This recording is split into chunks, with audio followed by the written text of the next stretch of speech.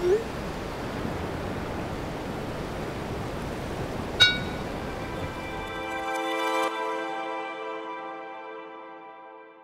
everyone, and welcome back to another edition of Left the Chat. Today, we will be discussing Capital chapters 10 and 11. Starting off with chapter 10. Chapter 10 is written in a different style than some of the previous chapters. It's really light on theory. It's full of a lot of historical detail. And it's important to remember when we talk about chapter 10, and if you're reading along when you read chapter 10, that Marx's theories and his way of thinking is because he's really a product of his time and how industrial capitalism was coming to the front in Britain and Europe, right? So Marx begins the chapter differentiating between the labor theory of value and the value of labor power. The labor theory of value deals with how socially necessary labor time is congealed in commodities by the laborer as represented by money, something we've discussed up until this point. However, different from that is the value of labor power, which is simply the value of that commodity sold in the market as labor power. So as we discussed about surplus value arising, it's when workers, of course, labor beyond their number of hours that it takes to reproduce the value that's equivalent to their labor power. So how many extra hours do they work? That depends, of course, on the length of the working day, and is all what chapter 10 is all about. So to start off with a quote, Marx says, "The length of the working day therefore fluctuates within boundaries both physical and social." Steve, do you want to chime in thus far? Yeah, so I liked this chapter. There were parts of it that, like you said, had to be read in very historic, like almost like a historical document, and that is a big part of it. But a lot of people kind of take this chapter and you think you could just write it off. It's like, yeah, man, nobody's chaining kids at 9 years old working in factories anymore. But that's not necessarily true, at least in this part of the world it is in. And I think that's also something that's just kind of Eurocentric, I guess, where people don't think like, well, in Europe and in the global North, in the United States and Canada, it doesn't happen. But in the global South, unfortunately, it very much does. And also, we'll probably talk about this a little later, but, the horrors of industrial capital are alive today, and we saw stories like that very recently with Foxconn, which David Harvey mentions a lot. Yeah, I don't know if he has a regional specialty in China. He mentions China a lot in a lot of chapters and probably in the companion they're reading. But yeah, he talks about Foxconn a lot as an example. He does. Okay, yeah. So it makes sense because that's kind of like was at the forefront. Like that was the thing that was at the forefront of my mind when I was reading this chapter was thinking about Foxconn, thinking about the sweatshops. Crap like that, that very much still exists today. So even though, yes, like not necessarily, as prevalent as it was, during the Industrial Revolution where Marx, grew up or lived, but still very much with us today. Right. The class struggle continues, which we're going to talk a little bit about in this chapter, being kind of the real first time, Marx has kind of alluded to a class struggle in prior chapters, but now he's really talking about where that class struggle comes from. It comes from, of course, the capitalists kind of negotiating, for lack of a better word, with workers or laborers on the length of the working day and, how much labor power that they can get out of their laborers. So going back to that quote, "The length of the working day therefore fluctuates within boundaries both physical and social."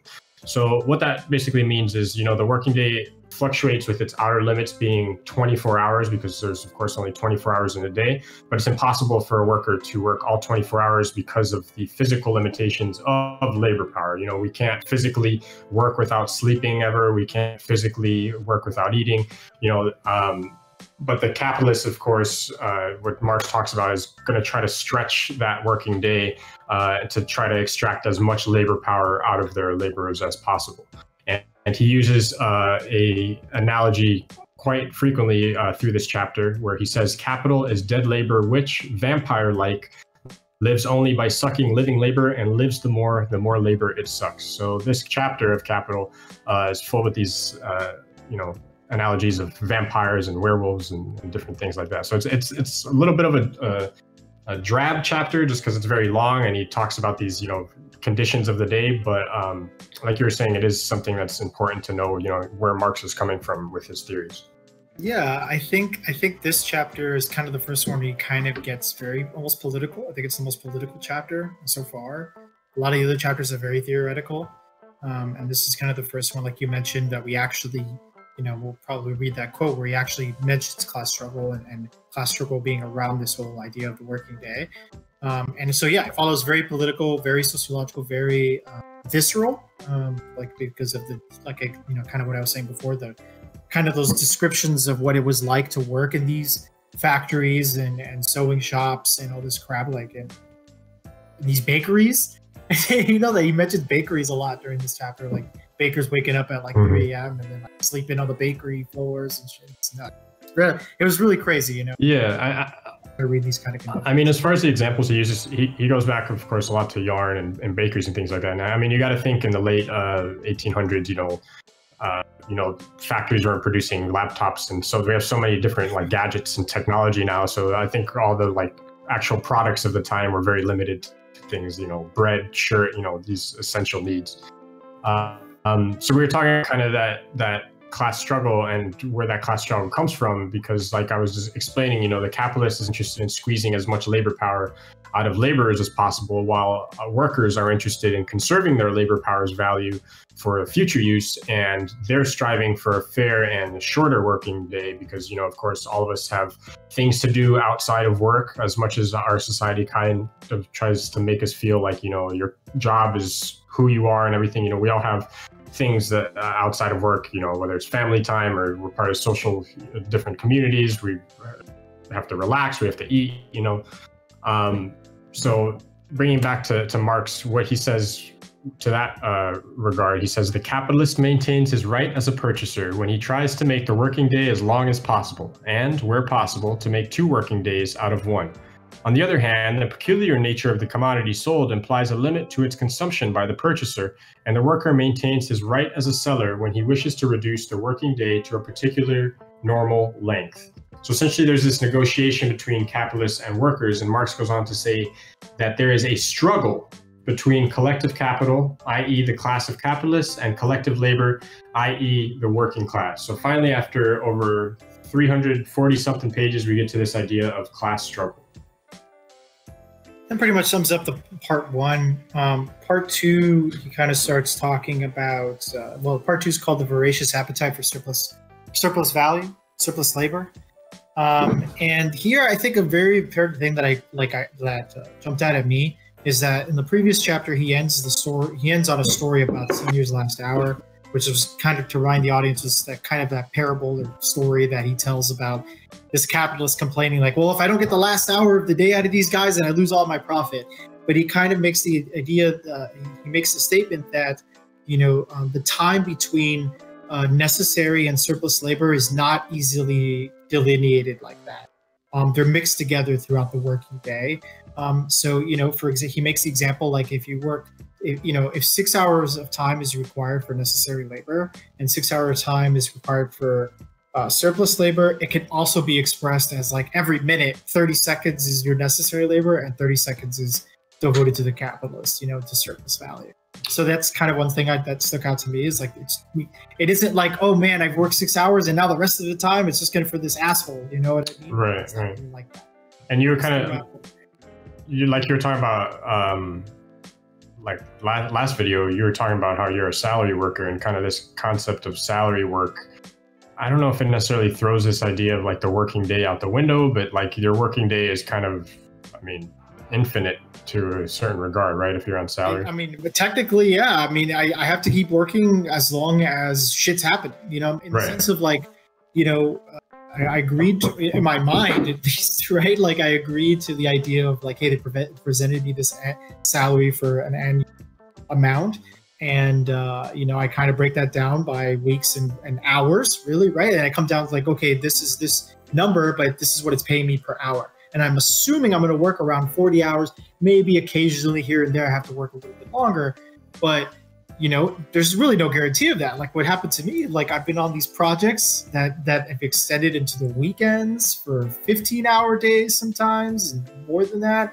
And sometimes, shit just happens. I work in IT, so like, and like sometimes you know, our compute produce systems in Amazon just go down and I get called in the middle of the night, you know what I mean, or whatever. So Right. it's not easily delineated. Yeah, I don't even think in Marx's time there was this concept of salary work. I mean, this concept of hourly, you know, wage labor was still kind of relatively new, and he talks about it in chapter 10, how in like the 13th and 17th century, just this concept of like time was created.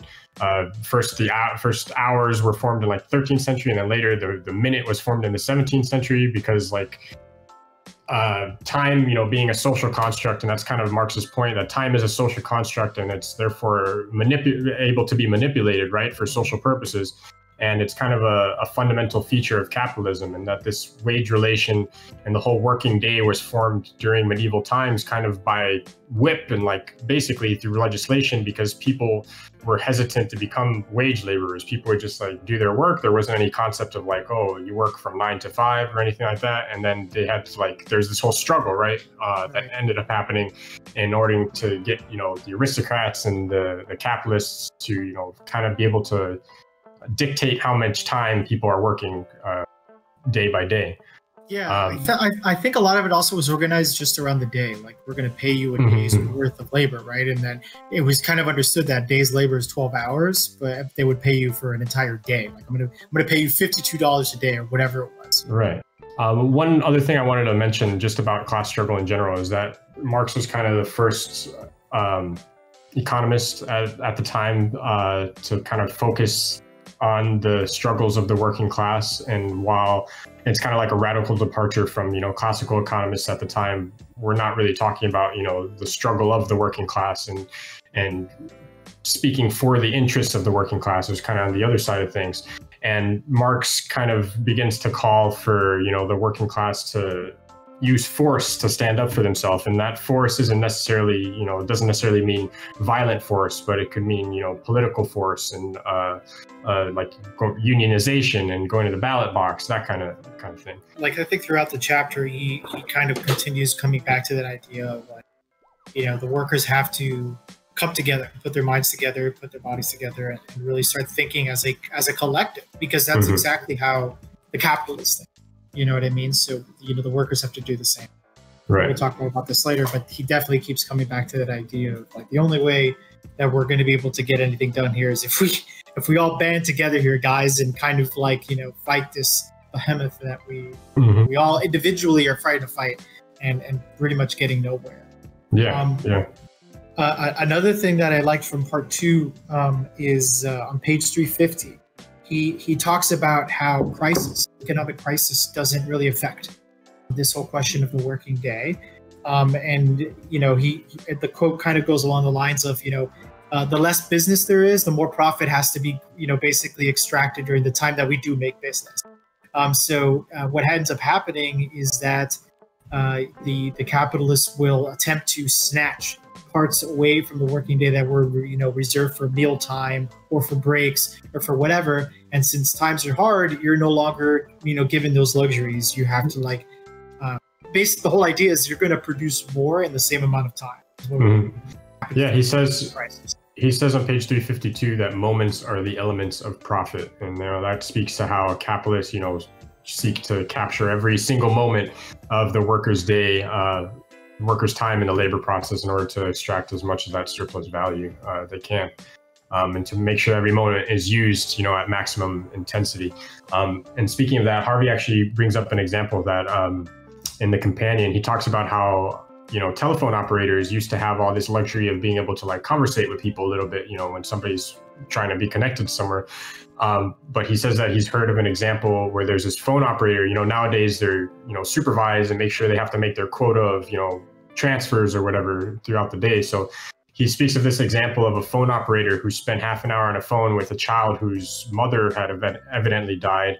And then the operator was later fired for, you know, not keeping to schedule. And another thing that comes to mind just from something I've heard is, you know, in the past years, we've heard about, you know, Amazon workers, you know, being denied bathroom breaks or things like that. Right. So, yeah. Like having like a, you know, I think it's always joked about and stuff like that, but having little pea cups on them and stuff and shit. Yeah. It's crazy. Yeah. You know, that comes back to the same example that I was mentioning earlier. You know, like, again, this chapter is still very relevant today because of not only Foxconn, but right here at home, Yeah. a great example of that. So leading then from Marx kind of talking about, the history of time and how that formed into the working day, then he talks about more in, industrialized Britain in the early 1800s, and how, the capitalist class, tried to excessively extend the working day in industrial Britain. And then there was this, pushback by the working class. For example, there's this Factory Act in 1848 that he mentions that limited the working day to 10 hours. And this was only after, however, the land, I think it's called the landed aristocracy, allied with the working class movement in order to get revenge on the industrialists for these something called the Corn Laws that, the industrialists were kind of against the landowners and the agricultural producers for. So even at the same time, in order to help the working class, in order for the working class to get their Factory Act passed to reduce the day to 10 hours, they're still with the help of, the landed aristocracy who was working in their own interests to, get revenge on the industrial class, right? The industrialists. Yeah, they kind of had to make that alliance with those, the kind of another form of just rich capitalists, but different kind of, so kind of like the same idea that Marx was talking about earlier, the difference between like merchant capital and usurer's capital, whatever. That's even like an older form of capital. That's like the land owning capital, which I think is even more relevant today, with like the whole class of capitalists that are making money on the real estate, just own land, own apartments, own housing, and just are able to extract huge amounts of money.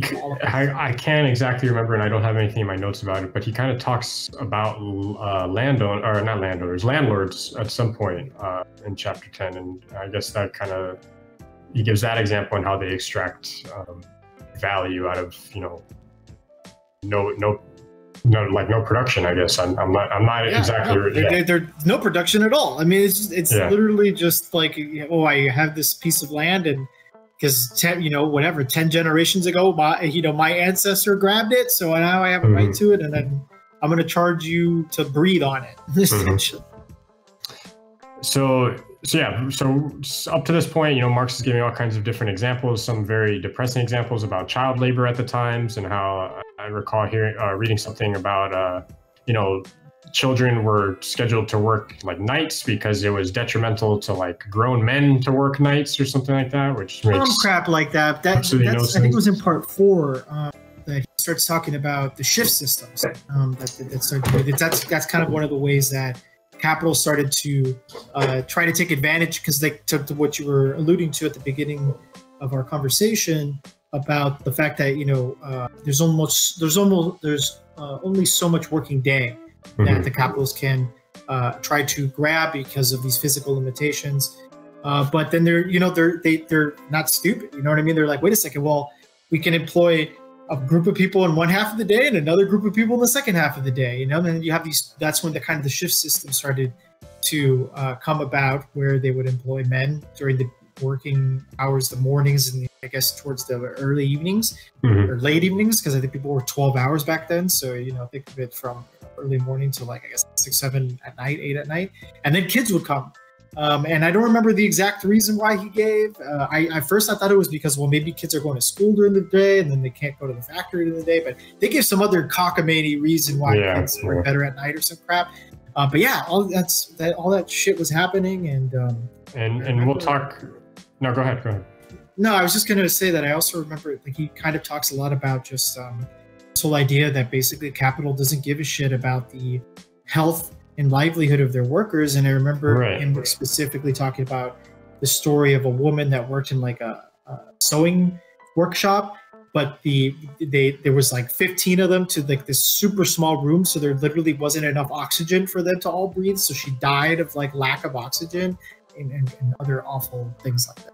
Yeah, and regarding the what you were just talking about, as there's this reduced productivity and like accidents, of course, that can arrive from overworking people. And Marx kind of talks about this. There's an example of I think there's a railway accident that arose from workers' lack of attention, which probably resulted in the an excess of hours working, right? So it's this kind of, and we'll talk about it now, and the contradiction, the dialectical formation that Marx talks about here. It's kind of a contradiction how like they're trying to squeeze all this excess labor out of people, but it's at the detriment to their surplus value sometimes because of reduced productivity from overworking people.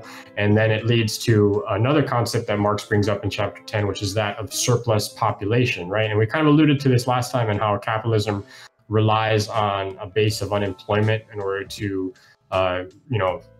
exploit laborers into there's always the threat of you losing your job and somebody replacing you. They always fire you because we got, there's a 10% unemployment rate, so anybody we can just grab off the street.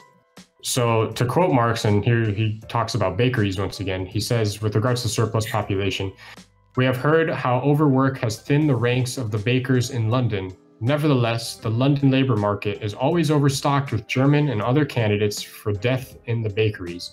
So this idea of surplus population permits capitalists to, of course, super exploit their workers without regard for their health or well-being. And like I was just saying, you cannot reach full employment under capitalism because there's always that threat of unemployment and somebody else filling your position. The capitalists will come back and say, well, the reason why I am doing all of this, I'm trying to extract all this labor, making people work so many hours or whatever, is because Joe Schmo down the street, he's doing it, And so it comes to this idea of this coercive of competitiveness, of competition among these different individual commodity producers, and basically it has such a tremendous the consequence of organizing society and independent commodity producers that are producing sometimes the same commodity, right? You have two different iron workers, two different shoemakers or whatever. They're competing with each other, has tremendous detrimental effects on the livelihoods of workers. Marx always brings it to the fact of, he does kind of shit on the capitalists a lot. We talked about this last time, and he's always kind of like has these kind of ironic passages talking about them.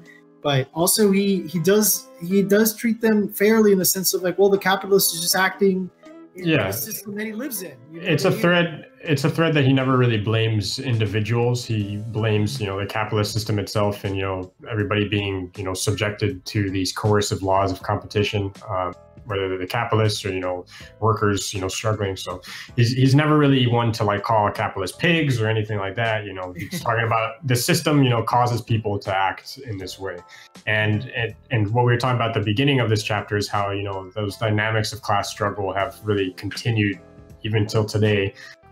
Whether you're talking about, the fight for 15, which is, to raise the minimum wage, even though there's been this increased productivity over the past decade with, no substantial wage increases. If you go back a little bit after Marx's time, there was laws passed, to make sure there's a 40-hour work week, child labor laws, child labor was outlawed.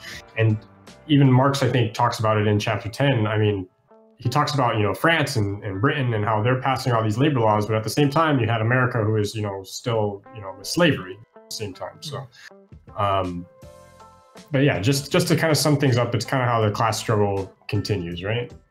Yeah, and I also want to end this, though, also by kind of leaving you off with a question, which I think is what this chapter is really all about, and what the real, I think, major political question is for leftists, is basically this idea of, and Marx doesn't answer this. I don't think he ever does in 3 volumes of Capital. I mean, we'll see, but I don't think he does.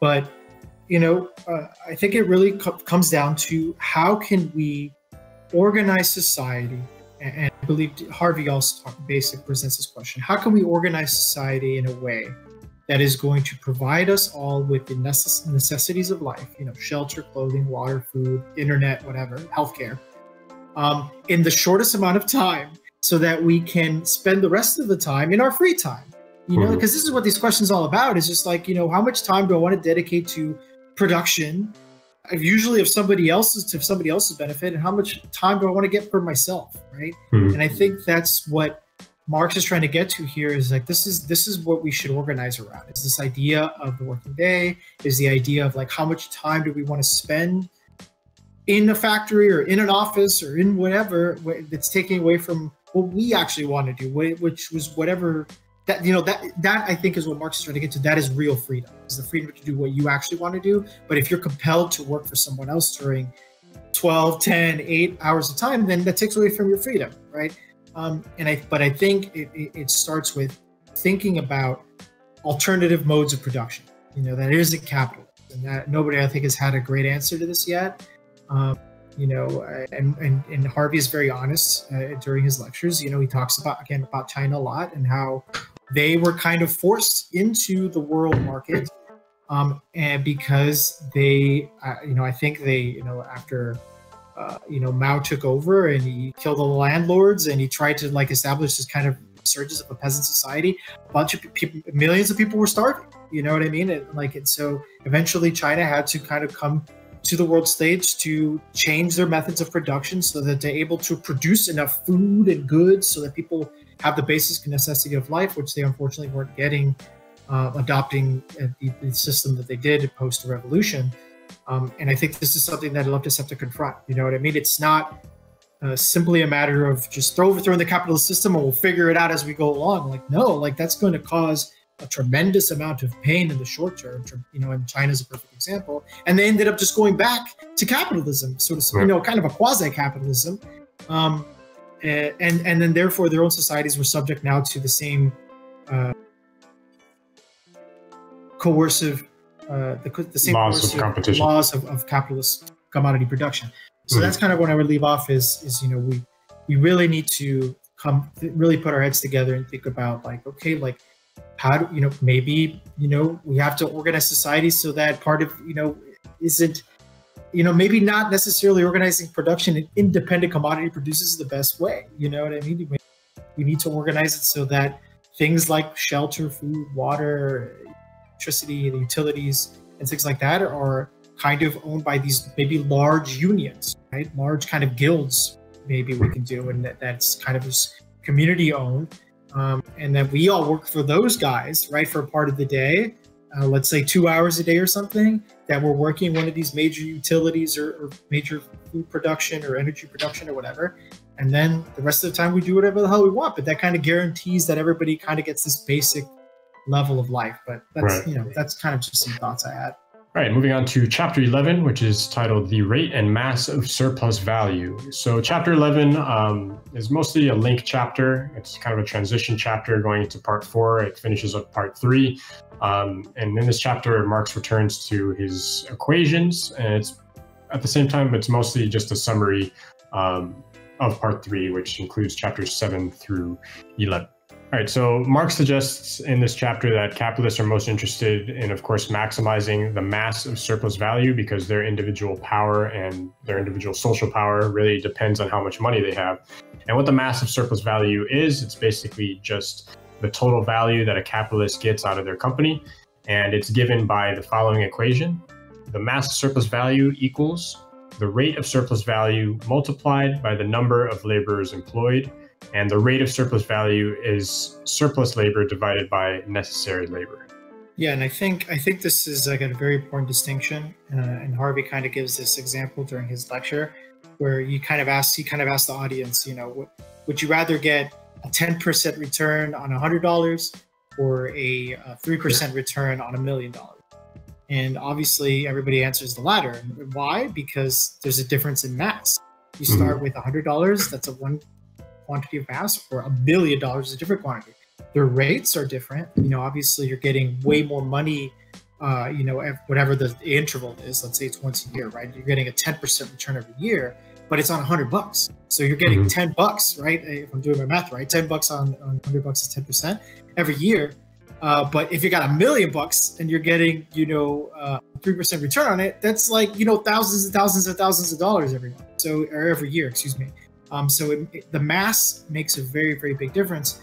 And in this chapter, to your point, it's kind of like a link chapter. It's kind of a chapter that eventually will get built on, I think, later on in Capital, Volume 1, when he starts talking about capital accumulation, which I think is kind of the idea that you're talking about, which is the whole idea that capitalists are trying to acquire more and more value, or in the form of exchange value, right, money. And I think that's because they're trying to get the more mass they have, it doesn't matter what the rate of return is, because they have so much of it, it's going to always be tremendous. Yeah, and there's only that's one of the struggles, I guess, of the capitalists is, I mean, because there's a limit on the rate of surplus value, because there's only 24 hours in a day, and there's also these like social and political barriers that we discussed earlier. There's only so much physical labor power that you can extract out of somebody, and no, go ahead. No, go ahead. I'm sorry, I thought you were done. No, I was just going to say that capitalists being faced with these limitations that they can increase the number of laborers employed, but at another point they reach this another limit, which is the total variable capital being available, which is the number of available workers in the world, or just for that industry really. And then there's the total supply of like the laboring population. Not everybody can work in a textile factory or whatever. You're going to reach that limit of an amount of people that you can employ. So then, of course, capital has to come up with, this entirely other new solution or strategy to increase their massive surplus value, which kind of leaves, this chapter kind of leaves off on, and then into part 4, we'll understand how that happens. Yeah, for sure. And I was going to add to that is that also I think it is going to have implications later on for that whole idea that we think we talked about last time, which is the whole falling rates of profit concept that Marx eventually talks about. And this has to do with the rate of return, right? The rate of here, but that's why this mass becomes so important, is because it's the falling rates of profit are kind of a necessary consequence, at least according to Marx. That kind of is the driving force for why capitalists are trying to accumulate as much money as possible in the short term, because in the long term, the more they can accumulate at the beginning will guarantee how much money they get in the future, because even though what I just talked about before, even though the rates may be decreasing, it's still a tremendous amount of money, just because they're working with a starting point of a tremendous amount of matter. Right. Yeah, so just to kind of wrap things up, I'm going to just give a little paragraph quote that Marx says on page 424 to 5, and it kind of just encapsulates this chapter and kind of the past part 3. So he says, capital developed within the production process until it acquired command over labor, i.e. over self-activating labor power. In other words, the worker himself. The capitalist, who is capital personified, now takes care that the worker does his work regularly and with the proper degree of intensity. But capital also developed into a coercive relation, and this compels the working class to do more work than would be required by the narrow circle of its own needs. Really kind of encapsulates that whole idea of class struggle. And, basically this chapter kind of summarized is, this boundless drive to accumulate capital, which we'll talk more about in coming chapters, is limited by 2 things, which is what I just discussed, the total available labor force and that rate of exploitation. And of course, capitalism, perpetually striving to transcend all these limits, whether it's environmental, social, political, geographical. And, they need to make more, that M prime, they need that M prime, they need to make more capital. So they're going to figure out a way to, get over those limitations and overcome them in order to get that surplus value, right?